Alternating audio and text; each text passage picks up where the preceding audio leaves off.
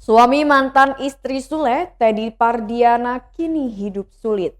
Teddy Pardiana, suami almarhum Lina Jubaidah, kembali muncul di hadapan publik. Kini suami dari mantan istri Sule ini kembali muncul dengan kisah sedihnya. Di tengah kesedihannya tersebut, Teddy kembali mengungkit warisan Lina Jubaidah. Sebagaimana dilansir dari Tribun News, di saat Sule dan Natalie Holsker pamer kebahagiaan jelang kelahiran anak, nasib berbeda dialami Teddy Pardiana, suami mendiang Lina. Sambil meratapi pilu, Teddy mengaku kini ia sendirian mengurus Bintang, putri dari almarhumah Lina. Tempat tinggal Teddy bersama anaknya pun begitu sederhana. Teddy tinggal di sebuah rumah gubuk bambu yang terasing dari keramaian. Lokasinya berada di pelosok kota Bandung.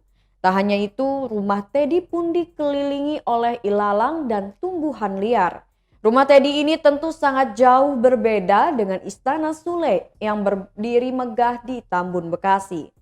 Ketika didatangi wartawan, tampak Teddy tengah menyiapkan susu untuk Bintang. Diakui Teddy dirinya saat ini menjadi single father yang mengurus Bintang.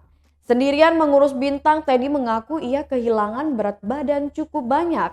Alhasil Teddy pun kini terlihat sangat kurus. Disebutkan Teddy kegiatan sehari-harinya ini adalah mengurus Bintang, anak dari mendiang Lina. Bahkan Teddy menyebut gara-gara mengurus Bintang, ia menganggur dan tak menerima pekerjaan di luar. Selain bercerita soal mengurus Bintang, Teddy menyinggung soal harta warisan mendiang Lina untuk anaknya.